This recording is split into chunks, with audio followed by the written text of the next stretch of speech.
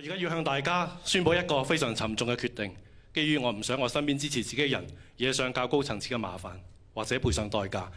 過咗今晚，我就會停止爭取所有選民支持嘅競選工程。我要向一直支持我嘅義工、教友、街坊、支持者鞠躬道歉，因為我個人力量唔夠，可能辜負咗大家。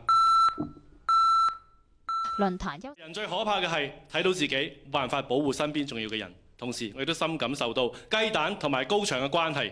我唔怕做粉身碎骨嘅雞蛋，但係就怕面對烏合，亦都唔怕面對呢啲烏合之眾。我只係擔心我身邊嘅朋友，一啲幫我嘅朋友，因為我嘅選舉受到好多嘅壓力，要付出好多嘅代價，又要招惹出好多嘅麻煩。我唔想再連累佢哋，我只係唔想影響我嘅身邊人。OK？ 家人，我唔想講啊！家人同行，我唔想講啊！佢話冇任何損失，暫時唔諗住報警。被問到同中聯辦有冇關？